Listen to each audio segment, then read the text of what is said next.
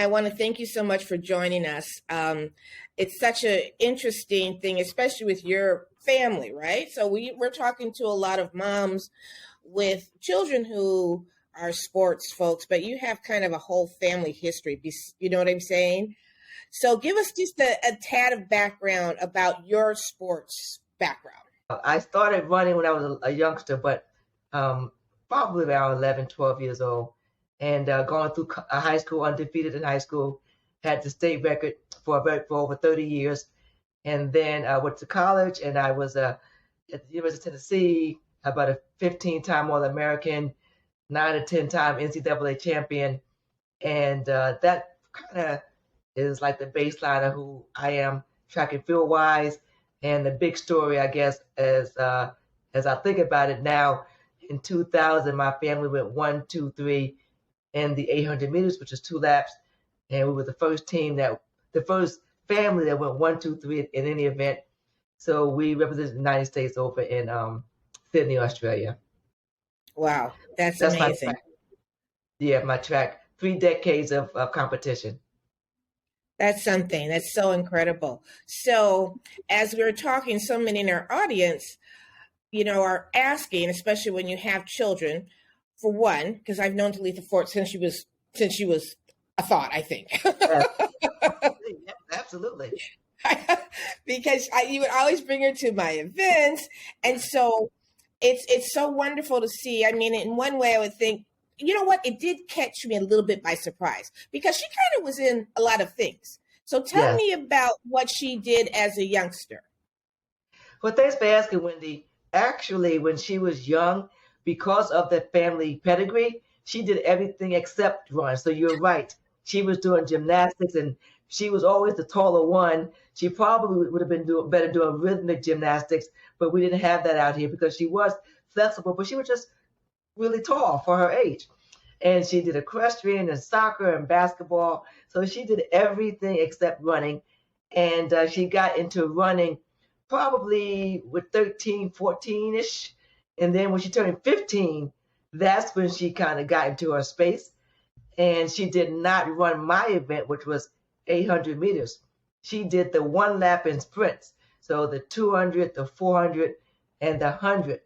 She stayed away from that, and then she got a college scholarship we call it a long sprinter, and she's been doing well ever since.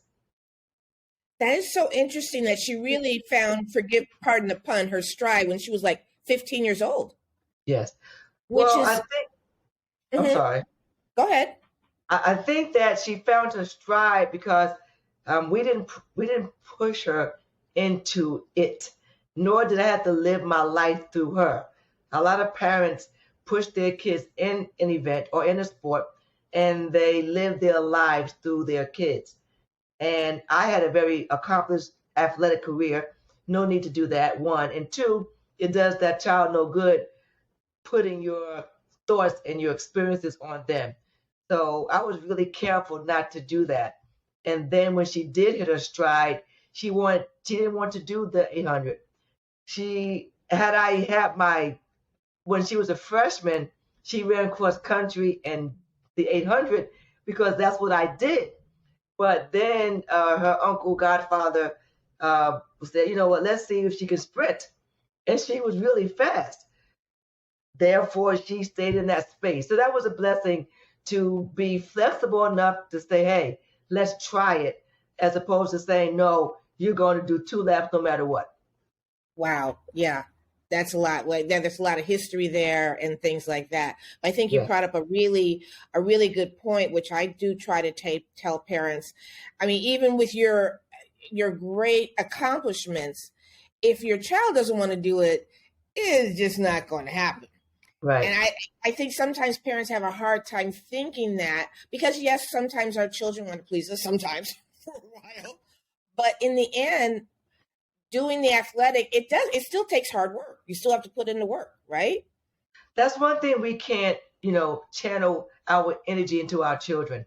It's important for you to let them kind of go and do and be. And as parents, it's our job to provide the atmosphere, to provide the environment for them to succeed. And that's what I did. I said, you know what, Talitha, whatever it is that you want to do, that's fine. But it's my goal to make sure that I can provide the coaching and the equipment that's needed for you to succeed.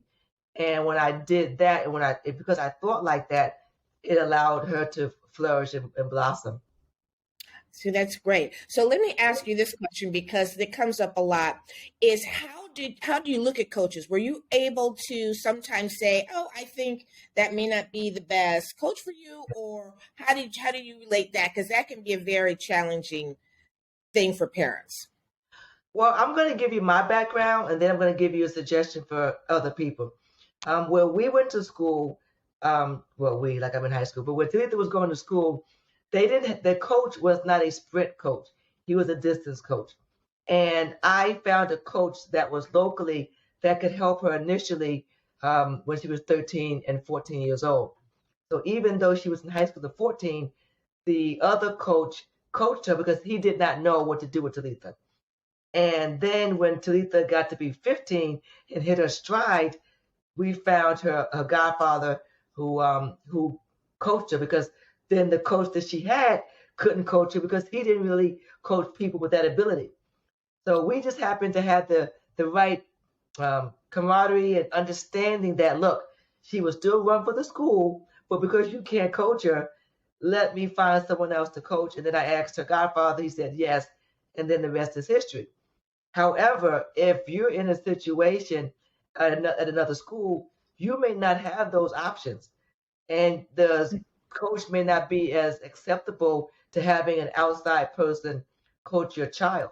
But what I say is that is your child, and you need to do what? Provide the best opportunities for that child to succeed. So it might be in addition to what the coach is doing, or just not at all. I don't know. But I will say that as parents, we have to get involved in what our kids are doing, and listen. And even if they're not going to be a state champion, they may just want to be out there hanging out or whatever their goals are. You still need to know what's going on. And if they're going to spend 2 and 3 hours a day doing something, they might as well maximize their ability.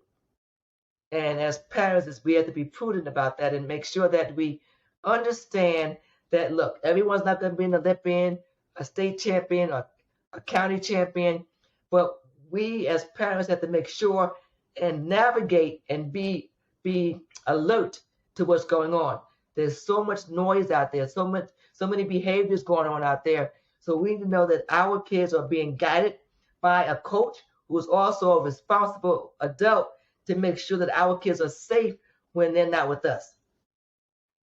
Yeah, that's really true. The safety part is key, and the coach relationship can be really tough. But you, of course, have the ability and the experience to understand that. What if a parent doesn't really understand the sport? You know what I'm saying? Are there any clues that they should be looking out for? Sure. Well, that's an open question. So there are a lot of answers that can go to that question. I will just take the baton and run with it. The first thing is, what clues do you look at if they don't understand the sport? Well, as anything that you do, if you don't understand something, you research it, and then you take time out of your schedule to go to the practice to get involved that way. No one's asking you to be a helicopter parent, but it is important that you know that they have these dual meets, or that they have these competitions, or that they need this kind of equipment, or that is what is needed. You just don't throw them out there and be and like, come, I see you at 6 o'clock. So I think that if you're going to have a child in athletics, it's important that you learn just like you would learn anything else. It's like when you have a child, you may not know how to raise that child, how to change the diapers, but you learn. And the same thing with sports. It's also important for you to know who the coach is. So what have they done athletically, professionally? Are they respected? How do they speak to your child? A lot of these coaches, and depending on your sports, certain language and behaviors are acceptable because that is how they motivate your kid. Right. I'm not a real big fan of that type of language. I think you can get to the same result not being as aggressive. But some sports and parents accept that. But whatever the case is, at least know that that's going on. That's what I'm saying. No, that's really important. I hear you on that one. And it's good. You have to be someone involved so you know. So let me ask you this one because so we're going to promote it a little bit, but this was just amazing. So you're at the World Championships, which are in the America. Is that like for the first time or the first time in 20 years? Yes. The first time. So they're in Oregon, and it's very exciting, right? That's exciting itself. And I'm skipping over her collegiate, but I just had to jump to here because I was jumping out of my seat. Because what can it be like to see your daughter? I mean, for one, it's here, so there's pressure for the Americans to do well on home soil in a way, right? So, and everyone's excited. But how is it to watch your daughter? I mean, to go for a world championship medal. I mean, I don't know. I want to know what your feelings were when this was going on. Well, I tell you, Wendy, I made 7 world championship teams, okay? And my daughter has had a target on her back since the inception of track and field because of the family pedigree. And she's been blessed and to be able to navigate it to the best of her young ability, being 19 years old. So when I'm over in Eugene, Oregon, at the World Championships, I am just couldn't believe it because she went in being the #1 American. So she won our national championships as well as the NCAAs. She was very calm, cool, and collected, but I wasn't. I knew and I know what that is, what that level of competition is. I understand it. I get it. So I'm not going in there as a parent just happy to be there and to see my child run around the track. Her expectations were to hopefully get to the finals and to get a medal. And I am nervous. I am excited. I am proud. I'm sitting there and just couldn't believe that the little one, we call the little one, has come to this level. But I was proud because she was ready to compete. She really believed that she was ready to get down with the big girls, if you will. And she said, I'm one of them. So with that mindset, that made me feel really proud. And so the execution of the races were going to be great. And then when she got a gold medal, she did something that I didn't do. And so I think at that point, if anyone had any doubt of who she is or was or could be, she never doubted it. And that kind of solidified who she was. And to see people calling me say, I'm coming out to Oregon to see Talitha run. I mean, I had people coming last minute. She's out there. She made it out the first round. Oh, we're going to be there. They flew out there. They stayed an hour away. They commuted every day to see her run. It was something special. And you're right. To get a medal of any kind at the World Championships is exciting. To get the gold medal is amazing. And to get the medal on USA soil, have the national anthem sung, understand the language, going on, and you could appreciate it. It was really, it put her into another level. And I think that if it did nothing else, it let her know that what is possible and the excitement of and what she felt falling short in the open 400 to get the medal in the 4x4, it just made it more she's more anxious and more excited, and she wants it even more moving forward. Wow, that's exciting. Yeah, and so it was exciting. I mean, I guess as you're a mother, but if you know the person or just the magnitude of it, and she's kind of like a rookie. People have gone to other world championships before. Yes. Sometimes they look at it is true. Once you get on the world level, you learn things from being there and you get experience. But boy, you make your first world team and you come home with the gold. Yeah. That's really exciting. And I think that, I look at as women and being involved with Title IX over the years and talking to her about those opportunities that she now has and talking about you want to be in the big stage. And if you want to be in the big stage, it starts in practice. You can't just get to Eugene or wherever you're going to go and just say, hey, I'm ready to go. So she put the work in. And as a parent, that it makes you happy. Seeing her put the work in athletically, academically, that is amazing. Then she gives back to the community.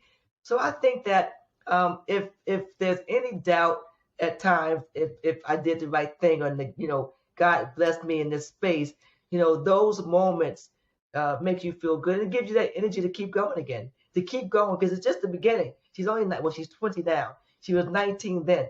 So God willing, she has more competitions. And so we'll be able to go to more competitions and see her go to the next level at the Olympic Games coming up. And then the World Championships are again this year, well, 2023 in Hungary. So the door is just open for her. So I'm happy she's not afraid to go in. So that's exciting. So she's kind of at the point of career where she's really in one way at the beginning as far as the international track and so many possibilities. But let me ask you, because you mentioned a few things when she was preparing, the mental aspect. And I don't know if parents understand this, the importance of this in sport and how you manage the mental, because I keep telling people when it gets to that level, the mental is like pretty important.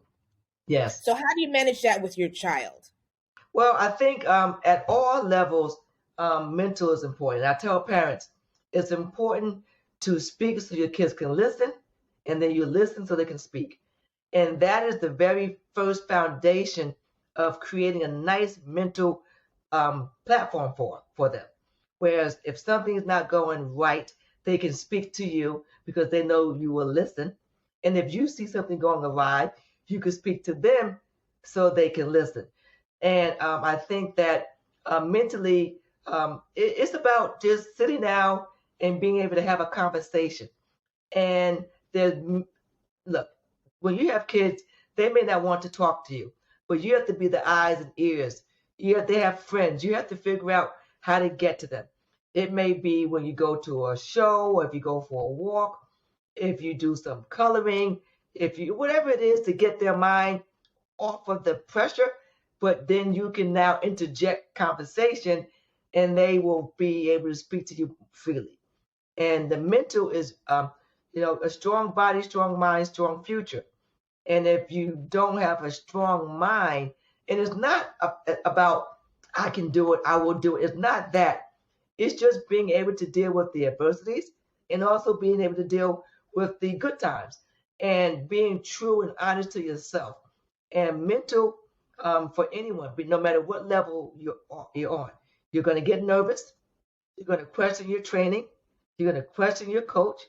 Your parents don't know anything. And at times, your coaches don't know anything. And at this time, Wendy, the only people that know anything are people on Instagram. So we have all of those things that as parents, we have to micromanage. And once we do that, however, it is imperative that you check in with your kids, because if you don't check in, someone else will check in and they will check out. And Talitha has a real strong will, but she has a strong faith as well that helps along with that. And there's certain things she tells me, certain things she tells her coach in college, certain things she tells her godfather, who also was involved in the coaching space, certain things she tells her friends. I don't get everything, but I have access to get answers. And I think it's a team. So that's why it was important for you to learn the kids' sport, learn who's coaching the child, go to the events, learn their friends, because they're not going to tell you everything. And they're going to be sad. They may be happy, whatever the emotions that they have, you have to let them experience that. I was very stoic. And so I didn't have the emotions of Talitha, because when we grew up back in the 70s and 60s, we didn't have emotions. You weren't allowed to express that stuff. You couldn't throw your hands up in victory. You wouldn't point and taunt. And it was a different mindset. You couldn't show signs of weakness. You wouldn't bend over after a race. You would go, no one would see you hurting because that was a sign of weakness. But I can't bring the 60s mindset into 2022, because it's different. So whatever your child is going through, however they express themselves mentally, it's up for you to know that so you can help navigate them through that course. No, that's really important. Thank you. That's really good advice, because you're right. At any level, it can come up. But you also mentioned something which I think is also parents need to understand is, did Talitha ever have any injuries that you had to, or serious injuries that she had to overcome? Because that's tough too. Yeah, that's tough too. And that's a blessing. We didn't have any. She hasn't had anything, little minor stuff. And quite honestly, if the truth be told, the injuries she's had, she did not running, jumping on the bed, falling off of the bed, jumping from the top step, you know, jumping from the top step to the bottom step. I don't know why would possess you to do that, but doing that kind of stuff. So that's important. But when your child is injured, it's important that at any level that you make sure they get the right treatment and that the coaches are not putting them back out there too early.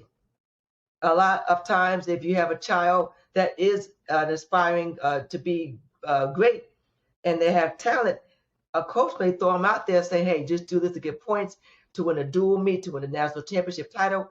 So it's important that you say, hey, this child is not ready per the doctor, or they're telling me that they're not ready.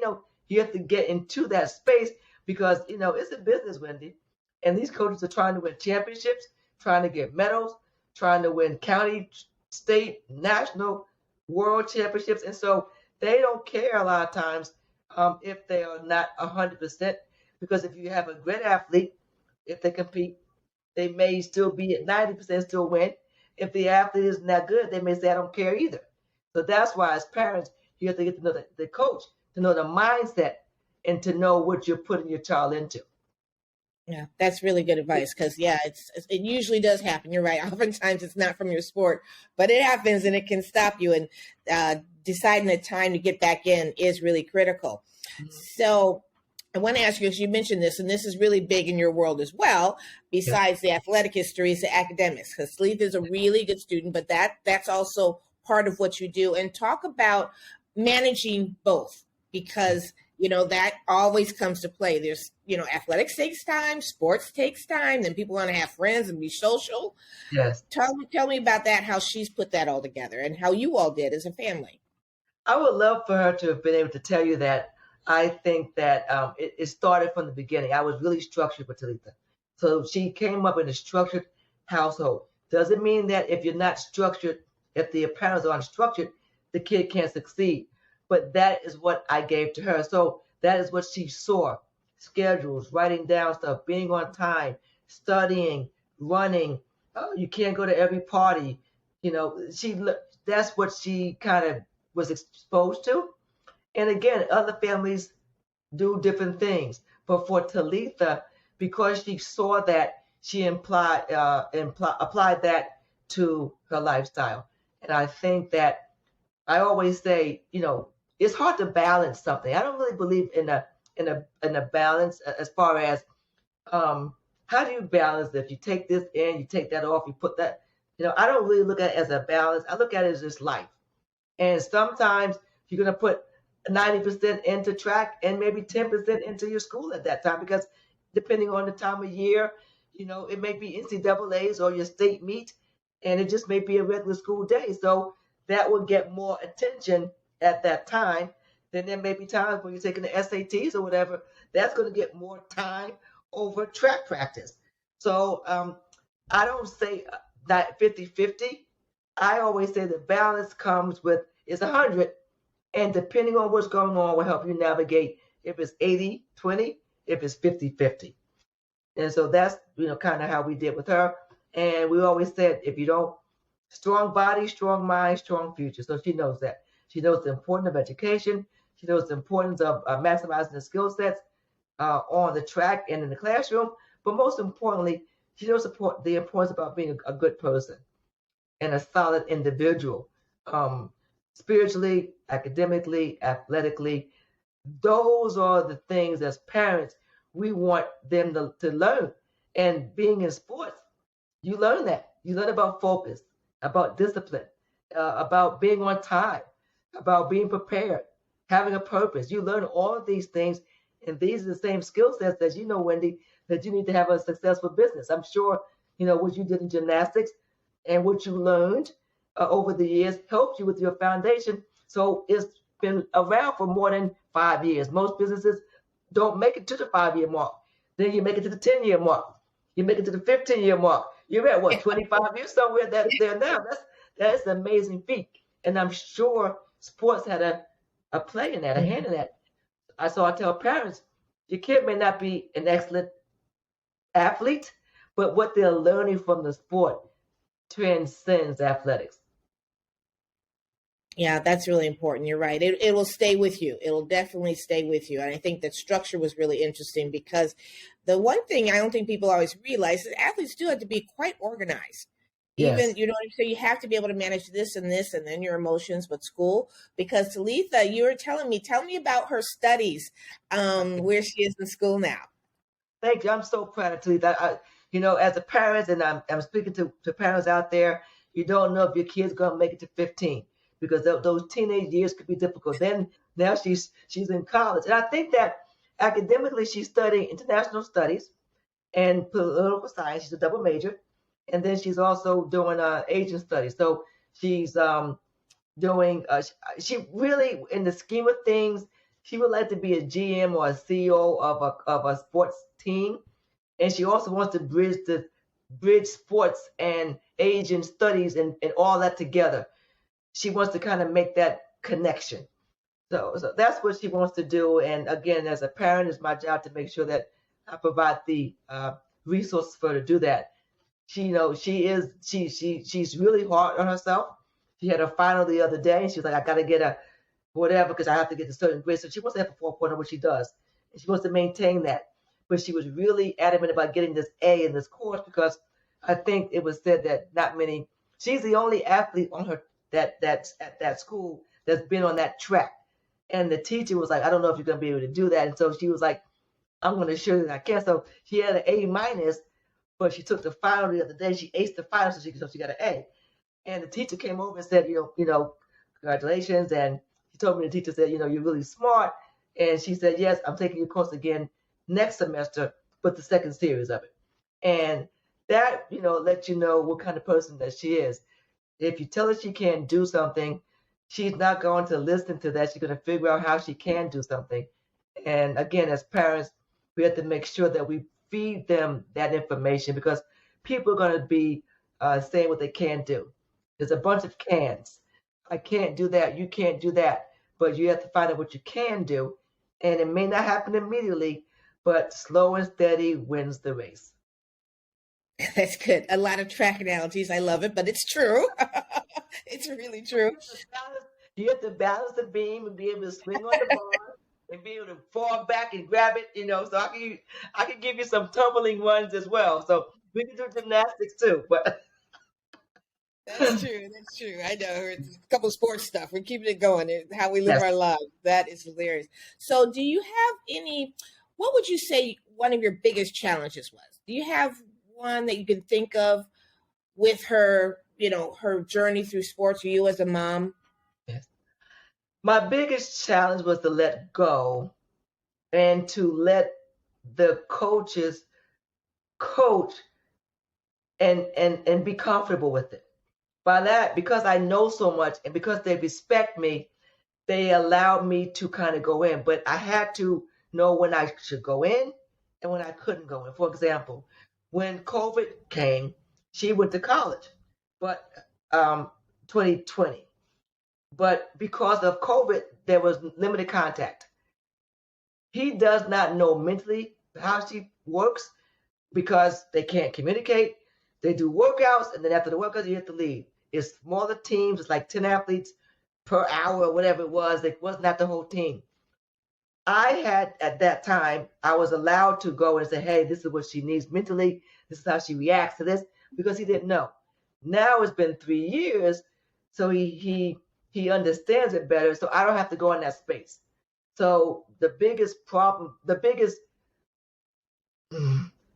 was the word? The biggest challenge I had was to let go and trust that they have a best interest at heart. They're not just trying to win national championships.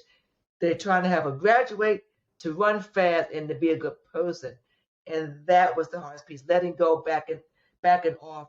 And even now, when I hear things or she says something to me, I'm like, in my mind, I'm like, I would like to see something different, But it seems to work. I'm not going to tell her that because she has to trust the coach and trust the team. But make no mistake about it, I'm part of the team. And the better your athlete is, the more part of the team that you are, because their pro contracts in the future, all these advertising and NIL deals. So it's a different dynamic now. So it's like an investment. When you have an investment, you just don't give your person your money and be like, okay, I see you next year. You check in, you do checks and balances. So with Talitha, I'm checking in. Hey, coach, how's she doing? And I know because she tells me, schoolwork is how is that coming along? Because he needs to know more about her schoolwork as than I do in a way. Because if she's not academically sound, which she is, it causes a problem. So as parents, we have to make sure that we are still involved, but know when to back off and to know when to intervene. And I think that sometimes we are afraid to do that because we don't want to be that parent and we don't want to embarrass our kids. Oh, mom, you're embarrassing me. Oh, don't do that. Don't say that. But they're too young to understand it. They don't have wisdom. And there's a fine line between being intrusive and invasive or just being concerned. And I'm more concerned. And once I express my concern or ask a question, you answer it. Now, I am not to tell you the workouts. That's not my job. My job and your job as a parent is not to say do this, do that, do that. But because I know the sport, then I would say, this is what she works well with. But now it's been 3 years, so now he knows. It's just like in gymnastics. If you see someone that's 6 feet tall, can they do the floor, the regular, streamlined gymnastics? Sure. But maybe if they're 5'10" or 8 or 7, rhythmic gymnastics might be better for them, maybe. So you have to kind of be able to explore different options and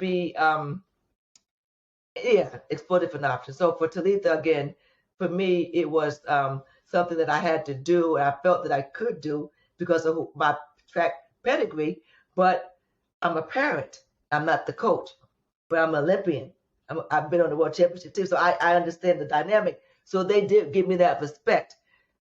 I don't know how they treat other parents that don't have that coming, but the bottom line is that's your child. So it doesn't matter if you're not an Olympian or that you haven't done the sport.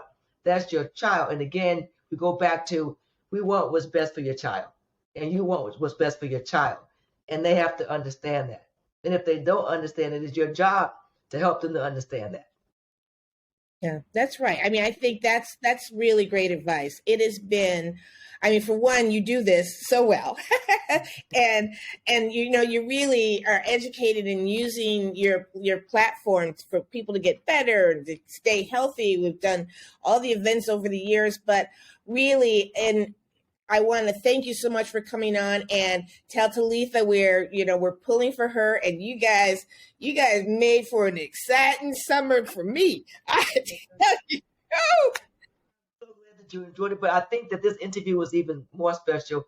I do a lot of interviews. I think I haven't done one in recent times, last 5 years, with someone that actually you're probably the first one I've done that knows Talitha, has seen her through her years and be able to touch, feel, and then also be an Olympian and stuff. So this is the first time I've had the opportunity to talk to her from the lens of a parent to someone that has seen her throughout the extravaganzas and all that kind of stuff. So this was kind of cool platform. So thank you for thinking of me for the show. I appreciate it. Definitely. Top of the list. Yes, Joetta. Right? Gotcha. What name? Oh, it's been a joy. Thank you so much. Nice seeing you through your lenses, and I appreciate all you do for your sport. And good luck with all you're doing with gymnastics and all the great champions that you're creating on the floor and on the beams and everywhere. It's just amazing to see it growing. And I got to do a better job. I slacked off the last couple of years, but I'm going to make my donation before the end of this year. So I have to do that. That's important. You're doing good work, and it needs to be supported. Oh my goodness. Thank you so much. It's been a joy. It's been really such a great conversation. Thanks again, Joetta.